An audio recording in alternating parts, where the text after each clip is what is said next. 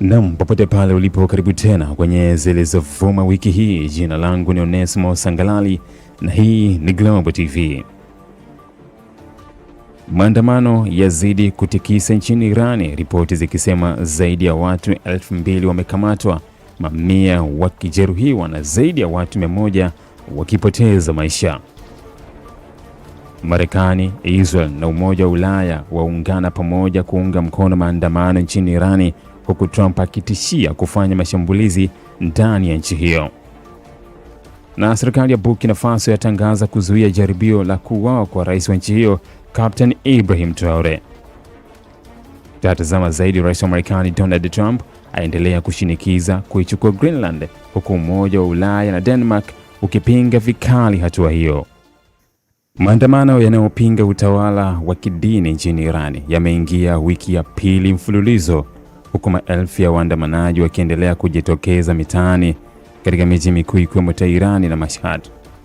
Waandamanaji wanapinga mfumo unaoongozwa na viongozi wa kidini, wakidai uhuru wa kisiasa, haki za binadamu na mageuzi ya kijamii na kiuchumi.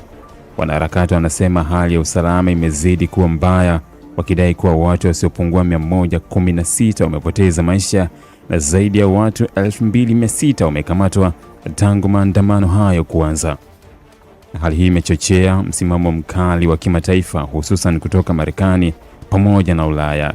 Rais wa Marekani Donald Trump ameonyesha wazi kuunga mkono waandamanaji wa Irani, akitoa kauli zinazoashiria uwezekano wa hatua za kijeshi dhidi ya Irani iwapo hali itaendelea kuzorota. Kauli hizo zimeongeza mvutano mkubwa wa kisiasa na kiusalama katika eneo hilo, huku viongozi wa Irani wakijibu kwa vitisho vya wazi. Spika wa bunge la Irani alionya kuwa iwapo Marekani itachukua hatua za kijeshi dhidi ya Irani, basi si Marekani pekee itakayokabiliwa na majibu, bali pia Israel inaweza kuwa miongoni mwa walengwa. Kauli hiyo imeongeza hofu ya kuzuka kwa mzozo mpana wa kikanda, wakati hali ya ndani ya Irani ikiendelea kuyumba. Kwa upande wa Ulaya, viongozi wakuu wa Uingereza, Ufaransa na Ujerumani wametangaza kuunga mkono waandamanaji na kutoa wito kwa uongozi wa Irani kujizuia. Waziri Mkuu wa Uingereza Keir Starmer, Rais wa Ufaransa Emmanuel Macron na Kansela wa Ujerumani Friedrich Merz walitoa taarifa pamoja siku ya Ijumaa, wakisisitiza umuhimu wa kulinda haki za msingi za kiraia, ikiwemo uhuru wa kujieleza na haki ya kukusanyika kwa amani, na kuonya dhidi ya matumizi ya nguvu kupita kiasi. Waziri wa mambo ya nje wa Uingereza Vet Cooper aliwasifu waandamanaji wa Irani siku ya Jumamosi, akisisitiza kuwa kuzungumza hadharani dhidi ya utawala wa kimabavu kunahitaji ujasiri mkubwa, hasa kwa wanawake na vijana. Alisema kuwa kusikilizwa hakupaswi kuwa jambo la kuhatarisha maisha, akiongeza kuwa haki za kimsingi za binadamu hazipaswi kamwe kukabiliwa na vitisho, vurugu au kulipiziwa kisasi. Kauli kali zaidi zilizotolewa na kiongozi wa chama cha Conservative cha Uingereza alisema hatakuwa na tatizo na mabadiliko ya utawala nchini Irani. Akizungumza na BBC, alisema utawala wa Irani ni tishio kwa Uingereza, akidai kuwa umekuwa ukijaribu kuua watu katika ardhi ya Uingereza na kutaja kama adui wa moja kwa moja wa nchi yake. Aliongeza kuwa kutokana na tishio linalowakabili wananchi wa Irani, anaona kuwa ushiriki wa Marekani na washirika wake katika kufanikisha mabadiliko ya utawala ni jambo linaloweza kuhalalishwa. Kwa ujumla, maandamano ya Irani yamegeuka kuwa mtihani mkubwa kwa uongozi wa Irani, yameibua mjadala mpana wa kimataifa kuhusu haki za binadamu, mustakabali wa utawala wa kidini nchini Irani na hatari ya mvutano wa kijeshi kati ya Irani na mataifa ya Magharibi. Na spika wa bunge la Irani Mohammad Bagher Khalibaf ametoa onyo kali kwa Marekani, akisema kuwa Irani iko tayari kujibu vikali iwapo Washington itachukua hatua za kijeshi dhidi ya Jamhuri ya Kiislamu. Akizungumza katika kikao cha bunge, Khalibaf alisema kuwa endapo Marekani itaanzisha mashambulizi, basi maeneo yote yanayokaliwa kwa mabavu pamoja na vituo vya kijeshi na meli za Marekani katika eneo hilo vitachukuliwa kuwa shabaha halali ya Irani. Khalibaf alisisitiza kuwa Irani haitajiwekea mipaka katika kujibu mashambulizi yoyote, akieleza kuwa hatua zitachukuliwa ndani ya kila alichokiita mfumo wa utetezi halali. Aliongeza kuwa majibu ya Irani yatategemea dalili na ukubwa wa vitisho vinavyokabili taifa hilo, huku akitoa ujumbe wa wazi kwa rais wa Marekani Donald Trump na washirika wake wa kikanda kwa wasifanye makosa ya kimkakati ambayo yanaweza kuchochea mzozo mkubwa zaidi. Katika hotuba yake, spika huyo wa bunge alieleza kuwa Irani kwa sasa inapambana na Marekani na Israel katika nyanja 4 kuu, akizitaja kuwa ni kiuchumi, kiakili, kijeshi na kigaidi. Kauli hiyo inaakisi msimamo wa muda mrefu wa viongozi wa Irani wanaodai kuwa taifa lao linakabiliwa na mashinikizo na hujuma kutoka kwa maadui wa nje kupitia vikwazo, vita, taarifa, vitisho vya kijeshi na vitendo vya usalama visivyo vya moja kwa moja. Kauli za Kalbith zimekuja siku chache baada ya rais wa Marekani Donald Trump kusema kupitia mitandao ya kijamii kwamba Irani inatafuta uhuru na kwamba Marekani iko tayari kusaidia. Tamko hilo limetafsiriwa kwa njia tofauti, huku Irani ikiliona kama uingiliaji wa kigeni kwenye kipindi ambacho nchi hiyo inakabiliwa na maandamano na ukosoaji mkali wa kimataifa kuhusu ukandamizaji wa waandamanaji. Wakati huo, vyombo vya habari vya Marekani vimeripoti kuwa rais wa Marekani Donald Trump amezingatia chaguzi mpya za kijeshi kama jibu la madai ya mauaji ya waandamanaji nchini Irani. Hata hivyo, ripoti hizo zinasema kuwa hadi sasa kuna uamuzi wa mwisho uliotolewa, jambo linaloacha hali ya sintofahamu juu ya mwelekeo wa hatua zitakazochukuliwa na Marekani na athari zake kwa usalama wa eneo la Mashariki ya Kati. Marekani imefanya mashambulizi mapya makubwa ya anga dhidi ya kundi la kigaidi la Islamic State nchini Syria kama sehemu ya operesheni ya kijeshi inayoendelea kupambana na ugaidi katika eneo hilo. Wizara ya Ulinzi ya Marekani, Pentagon, imethibitisha kwamba mashambulizi hayo yalifanywa usiku wa Jumamosi na yalilenga maeneo mengi yanayodaiwa kutumiwa na wapiganaji wa IS. Kwa mujibu wa maafisa wa Marekani, mashambulizi hayo yalilenga takribani maeneo 35 yanayohusishwa na IS, ikiwemo kambi, maghala ya silaha na vituo vya kupanga mashambulizi. Pentagon pia ilitoa video mpya inayoonyesha ndege za kijeshi za Marekani zikishambulia malengo hayo kwa usahihi mkubwa. Operesheni hiyo ilianzishwa kama hatua ya kulipiza kisasi baada ya shambulio la mwezi uliopita la IS nchini Syria, ambapo wanajeshi wawili wa Marekani pamoja na mkalimani raia wa nchi hiyo waliuawa. Maafisa wa kijeshi wanasema mashambulizi hayo yanalenga kudhoofisha uwezo wa IS kupanga na kutekeleza mashambulizi dhidi ya vikosi vya Marekani pamoja na washirika wake. Jeshi la Marekani limesisitiza kuwa hatua hiyo ina ujumbe wa wazi kwa kundi la kigaidi kwamba mashambulizi dhidi ya raia au wanajeshi wa Marekani hatavumiliwa.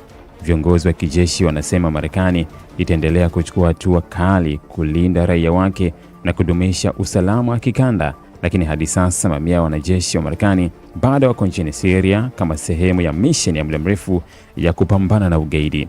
Licha ya IS kudhoofishwa kwa kiasi kikubwa katika miaka hivi karibuni, Marekani inaonya kuwa kundi hilo bado lina uwezo wa kufanya mashambulizi, jambo linalofanya operesheni kama hizi kuendelea kufanyika. Urusi, Irani na China zimeungana na Afrika Kusini katika mazoezi ya pamoja ya kijeshi ya majini yanayoendelea katika pwani ya Cape Town, huku mvutano wa kimataifa ukiendelea kuongezeka kati ya mataifa hayo na Marekani.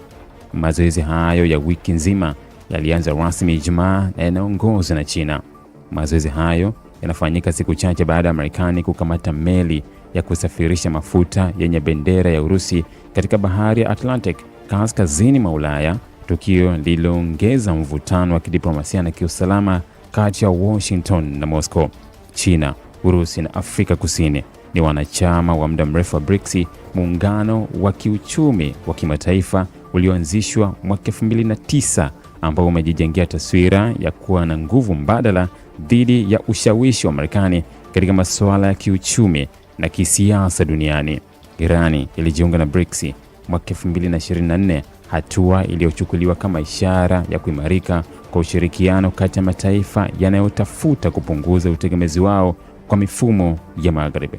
Ushiriki wa Irani katika mazoezi haya ya majini unaongeza uzito wa kisiasa na kiusalama wa tukio hilo. Afrika Kusini, kama mwenyeji wa mazoezi haya, imeeleza kuwa lengo ni kuimarisha ushirikiano wa kijeshi, kubadilishana uzoefu wa kiusalama na kukuza amani ya baharini. Hata hivyo, hatua hiyo imezua mjadala wa kimataifa kuhusu msimamo wa nchi hiyo katika mazingira ya sasa ya mvutano wa kisiasa duniani.